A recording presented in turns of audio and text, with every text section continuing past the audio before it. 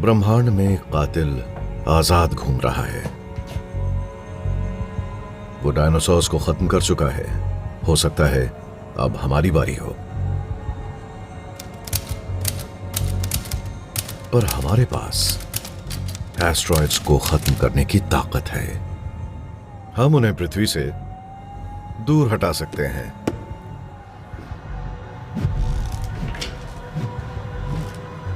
सब कुछ अच्छे से निपट गया। और कोई चीज है जो मुझे बेचैन कर रही है। यह सब इतना आसान नहीं हो सकता।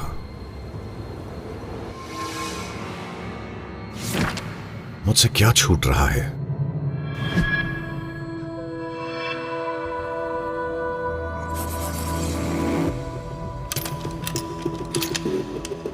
हमारे हिसाब से पृथ्वी को एक छोटे एस्टेरॉइड से बचाने का सबसे असरदार तरीकों में से एक यह है कि उसे शूट किया जाए, उस एस्टेरॉइड में एक प्रोजेक्टाइल मारा जाए। उसमें से हम एक एस्टेरॉइड को हाई स्पीड स्पेसक्राफ्ट से टक्कर मारते हैं। ये सुनने में बहुत अच्छा लगता है, लेकिन इसमें भी बहुत सारी अनिश्चितताएं हैं। कुछ एस्टेरॉइड्स यानी ग्रहिका पत्थर के सख्त टुकड़े होते हैं, पर कुछ दूसरे मलबे के ढेर होते हैं जो आपस में सिर्फ अपने हल्के गुरुत्वाकर्षण से जुड़े होते हैं। हमें लगता है कि सबसे पास वाला एस्टेरॉइड अपोफिस ऐसा ही मलबे का ढेर हो सकता है। आपको ऐसा लग सकता है कि एक कमजोर मलबे के ढेर से बना एस्टेरॉइड हमारे लिए कोई ज्यादा बड़ा खतरा नहीं होगा, पर सच यह है क्योंकि वो टक्कर के प्रहार को जज्ब कर लेते हैं, उनका रास्ता बदलना ज्यादा मुश्किल होता है। तो उसको जोर से धकेलने की जगह अगर हम उसे खींचे तो हम उसको ग्रेविटी से भी खींच सकते हैं, वो ही ग्रेविटी जिसने उसको साथ में जोड़ कर रखा है।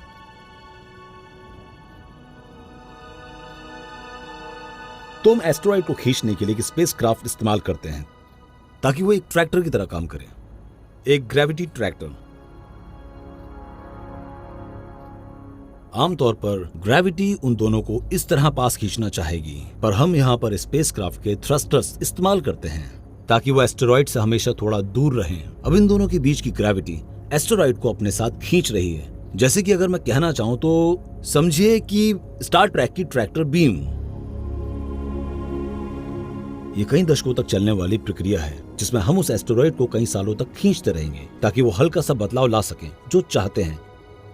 बहुत पहले शुरू किया गया एक छोटा सा बदलाव, और यहाँ पृथ्वी पर जिंदगी और मौत का फर्क हो सकता है, और वो टकराने का और पास से निकालने का फर्क हो सकता है।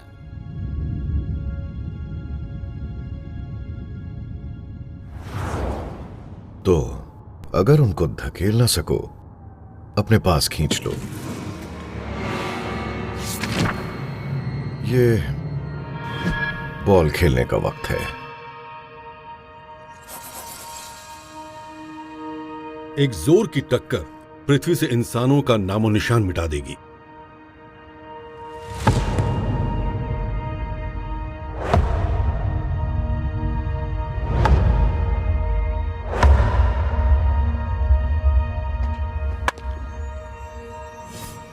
यह अच्छी खबर है। हम एक एस्टेरॉइड की दिशा बदल सकते हैं अगर उसकी ट्रैजेक्टरी को पहले ही समझ लें। पर बुरी खबर यह है कि बहुत से एस्टेरॉइड्स सिस्टम को चकमा दे देते हैं। तो बात यह है कि कई सालों की तलाश के बावजूद हम जानते हैं कि ऐसे बहुत सारे पत्थर हैं जिन्हें हम नहीं पहचान पाए हैं। जरा आंकड़ों पर नजर डाल लेते हैं। वहां पर कम से कम 9000 पत्थर हैं जिनके बारे में हमें पता है, जो 450 फुट से बड़े हैं। पर फिर वहां कम से कम 15000 ऐसे हैं जो थोड़े छोटे हैं। और फिर वहां 150 फुट के आकार के एस्टेरॉइड्स हैं जिनको एस्ट्रोनॉमर्स कहते हैं सिटी किलर्स। हमने उनको बिल्कुल नहीं पहचाना है, और इसलिए वो जो होते हुए भी अनजान हैं, वो है असली खतरा। चेलियाबिंस्क के ऊपर फटने वाले मीटियोर के बारे में किसी को भी सबसे पहले तब पता चला जब आसमान में आग का गोला दिखाई दिया। और वो मीटियोर जो बेरिंग सी के ऊपर वेदर सैटेलाइट को दिखा था, वो भी एक सरप्राइज था। पर फिर कुछ ऐसी चीजें भी हैं जो बाकी की फील्ड में से आती हैं। 2017 में एस्ट्रोनॉमर्स ने हवाई में ओमुआमुआ को ढूंढा। ओमुआ खास इसलिए था क्योंकि एस्ट्रोनॉमर्स ने पहली बार एक बड़ा पत्थर देखा था जो सौर मंडल के बाहर से दूर के तारों से आया था। और उससे भी जरूरी बात, जब तक वो उन्हें दिखा वो आधे सौर मंडल को पार कर चुका था। और 2019 में हमारे पास गहरे अंतरिक्ष से एक और मेहमान आया था, बोरिसोव नाम का एक कॉमेट, और एक बार फिर उसका सौर मंडल में दिखाई देना एक सरप्राइज था। ये इंटरस्टेलर ऑब्जेक्ट्स, ये असली कर्व बॉल्स हैं। वो सौर मंडल में इन अजीबोगरीब ट्रेजेक्टरीज में आते हैं जिनके बारे में बताना नामुमकिन होता है, और बहुत ज्यादा गति के साथ, 100 नहीं बल्कि हजारों किलोमीटर प्रति घंटा, हमारे सौर मंडल की किसी भी चीज से ज्यादा तेज।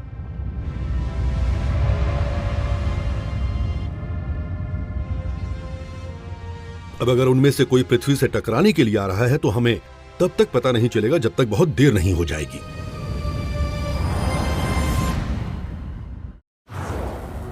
ब्रह्मांड में एक कातिल खुला घूम रहा है, और वो कातिल उससे ज्यादा शातिर है जितना मैंने सोचा था।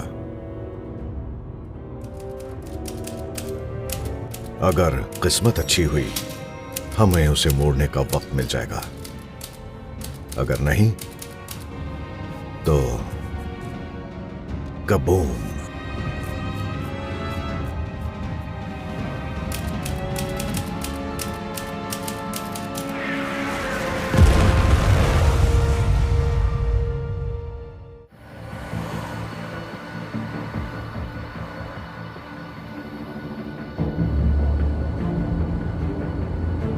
जब मैं छोटा था तब टूटते हुए तारे को देखकर विश मांगता था।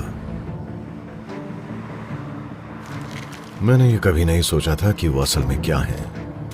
अंतरिक्ष से आए पत्थर जो जान ले सकते हैं।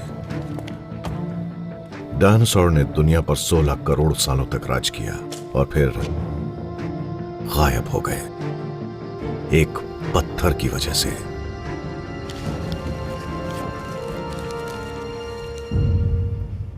उन्हें बचने का मौका तक नहीं मिला, तो हमारा क्या होगा? पृथ्वी से एक बड़ा एस्टेरॉयड टकराएगा, इतिहास इस बात का गवाह है, बस ये पता नहीं है कि कब।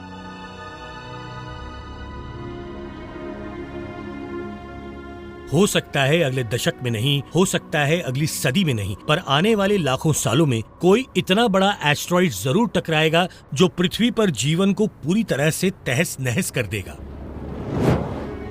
अगले साल ऐसा कुछ होने की संभावना बहुत कम है, पर समस्या ये है कि अगर ऐसी कोई दुर्घटना हुई तो उससे तबाही बहुत ज्यादा होगी। ये एक ऐसी प्राकृतिक आपदा है जिसे हम चाहें तो रोक सकते हैं। बस चुनौती यह है कि हमें अभी से अभ्यास शुरू करना पड़ेगा। हमें पता होना चाहिए उन चीजों का बर्ताव कैसा है। जब हम उनको खींचना या धकेलना चाहते हैं, जब हम उनकी दिशा बदलना चाहते हैं, तो हम इस समस्या को सुलझा सकते हैं, और उसके लिए हमें अभ्यास करना होगा। मेरे हिसाब से एस्टेरॉइड्स पूरी दुनिया के लिए चुनौती है, खतरा है, तो उनसे निपटने के लिए हम सबको मिलकर टेक्नोलॉजीज विकसित करनी चाहिए। इंसान एस्टेरॉइड्स की संभावित टक्कर से बच सकते हैं। एक, ये जानकर कि वो एस्टेरॉइड्स कहाँ हैं, और दो, उनकी ट्रेजेक्टरी को बदलने के लिए प्रोपल्शन टेक्नोलॉजी बनाकर। मुझे लगता है हम वो टेक्नोलॉजीज डेवलप कर लेंगे जो एस्टेरॉइड के टुकड़े कर सके, या फिर उसे धीरे से धकेल कर अलग ऑर्बिट में डाल सके ताकि वो पृथ्वी से न टकराए। क्या हम एक एस्टेरॉयड के हमले से बच पाएंगे? ये इस पर निर्भर करता है कि वो कितना बड़ा है।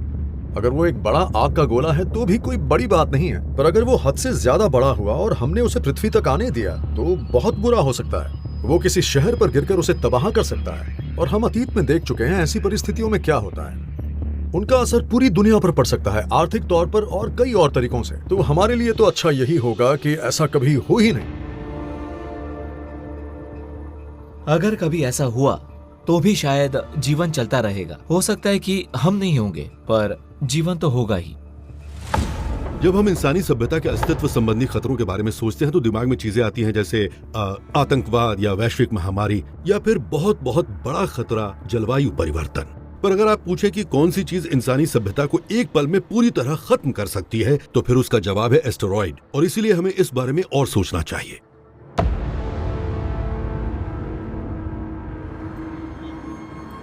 मैं एक अच्छा जुआरी कभी नहीं रहा हूं, कभी भी नहीं। पर इस मामले ने मुझे सोचने पे मजबूर कर दिया है। एक दिन एक कातिल पत्थर हमारी तरफ आएगा। हो सकता है जल्दी, हो सकता है अब से लाखों साल बाद, पर एक दिन आएगा जरूर।